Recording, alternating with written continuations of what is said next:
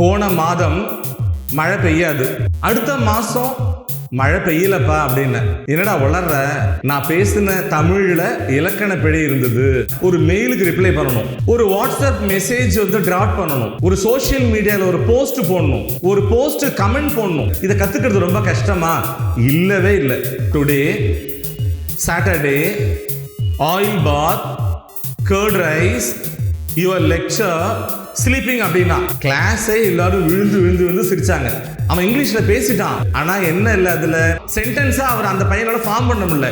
பசியோடு வரும் ஒருவனுக்கு மீனை கொடுக்க கூடாது, மீனை பிடிக்க கத்து கொடுக்கணும். நாங்க உங்களுக்கு மீன் கொடுக்க போறது இல்ல, மீனை பிடிக்க கத்து கொடுக்க போறோம்.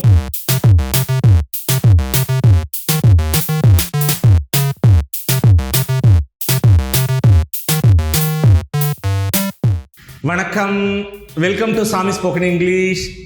லாஸ்ட் வீக்கு என்னோட கிளாஸ்மேட் சிங்கப்பூரில் வேலை பார்க்குற சிவகுமார் வந்து என்னை பார்க்க வந்தவன் வந்து என்ன சொன்னா, என்ன மாப்பிள்ள இந்த காலத்துலேயும் ஸ்போக்கன் இங்கிலீஷ் அப்படின்னு சொல்லிட்டு இங்கிலீஷ் கிராமர்லாம் நடத்திட்டு இருக்கேன்.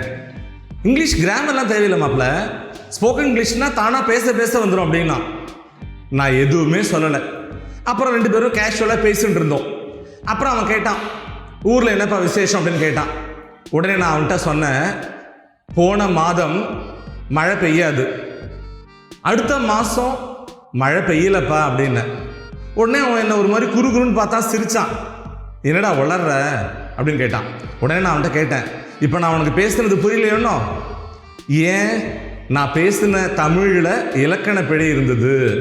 அதே மாதிரி தான் இங்கிலீஷும். கிராமட்டிக்கல் எரர் இருந்ததுன்னா, மிஸ்டேக் இருந்ததுன்னா லிசனருக்கு நம்ம என்ன பேசுகிறோங்கிறது புரியாது.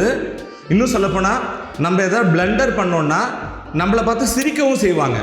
அதனால் பேசுறதுக்கு மட்டும் இல்லை ஸ்போக்கன் இங்கிலீஷ் அப்படிங்கிறது.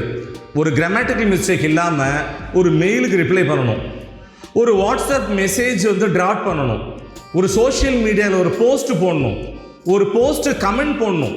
இது எல்லாத்துக்கும் இங்கிலீஷ் கிராமர் தேவை. இதை கற்றுக்கிறது ரொம்ப கஷ்டமா? இல்லவே இல்லை. ரொம்ப சீக்கிரமாக, அதே சமயம் தரோவாக, இன்ட்ரெஸ்டிங்காக கற்றுக்கலாம் எங்கே கூட ட்ராவல் பண்ணால். சரி, நான் உடனே என்னோடய ஃப்ரெண்டு சிவகுமார்ட்ட எக்ஸ்பிளைன் பண்ணேன். இங்கே பார்ப்பா, நான் எப்படி சொல்லியிருக்கணும், சென்ற மாதம் மழை பெய்யவில்லை, அடுத்த மாதம் மழை பெய்யாது. சென்ற மாதம் மழை பெய்யவில்லை, it didn't rain the last month. அடுத்த மாதம் மழை பெய்யாது, it won't rain the next month. இப்படி சொன்னால் புரிஞ்சிருக்கும் அப்படின்னு சொன்னோன்னே அவன் கொஞ்சம் கன்வின்ஸ் ஆனான். எதுக்கு? இங்கிலீஷை வந்து ப்ராப்பராக கற்றுக்கணும், அட்லீஸ்ட் ஒரு சென்டென்ஸை வந்து கிராமட்டிக்கல் மிஸ்டேக் இல்லாமல் டிராஃப்ட் பண்ண கற்றுக்கணும் அப்படின்னு அவன் வந்து புரிஞ்சுக்கிட்டான். நான் வந்து இன்னொரு இன்சிடென்ட் கூட அதை நான் வந்து உங்கள்கிட்ட ஷேர் பண்ணிக்க விரும்புகிறேன். ஒரு டீச்சர் ஆஃப் இங்கிலீஷ், அவர் வந்து என்ன பண்ணார், திடீர்னு ஒரு நாளைக்கு ஒரு ஆர்டர் போட்டார் அவரோட ஸ்டூடெண்ட்ஸ்கிட்ட. என்னென்னா, இன்றைக்கி 1 hour என்னோட பீரியடில் யாருமே தமிழில் ஒரு சிங்கிள் வேர்டு கூட பேசிடக்கூடாது, ஃபுல்லாக இங்கிலீஷில் தான் பேசணும், தப்பானாலும் பரவாயில்ல. மறந்து போய் ஒரே ஒரு தமிழ் வேர்டு யூஸ் பண்ணிட்டா கூட நான் ஃபைன் போட்டுருவேன் அப்படின்ட்டாரு. கிளாஸ் போயிட்டே இருக்கு. All of a sudden he notices a boy sleeping. ஒரு பையன் தூங்கிட்டு இருந்து அவர் கவனிச்சிட்டாரு. உடனே வந்து, hi boy, stand up, why do you sleep அப்படின்னு கேட்டார். உடனே அவன் வந்து என்ன பண்ணா, சார் அது வந்து no as I instructed you already you should speak only in English அப்படின்னாரு. உடனே அவன் எழுந்திரிச்சு என்ன சொன்னான், today Saturday, oil bath, curd rice, your lecture, sleeping அப்படின்னா கிளாஸே எல்லாரும் விழுந்து விழுந்து விழுந்து சிரிச்சாங்க. நல்லா கவனிங்களேன், அவன் இங்கிலீஷில் பேசிட்டான், டீச்சரால் அவனுக்கு ஃபைன் போடவும் முடியாது. ஆனால் என்ன இல்லை, அதில் சென்டென்ஸ் வந்து புரோக்கன் இங்கிலீஷ் தான். சென்டென்ஸாக அவர் அந்த பையனோட ஃபார்ம் பண்ண முடியல. Is, was, have, has, should be, should have, might be, might have, should have been, might have been, இதெல்லாம் போட்டு அவனால் ஃபார்ம் பண்ண முடியல. என்ன சொன்னா, ஏன்பா தூங்கினேன்னு அவர் வந்து கேட்டார். வேறு வழி இல்லை, அவன் வந்து இங்கிலீஷில் பேசி தான் ஆகணும்.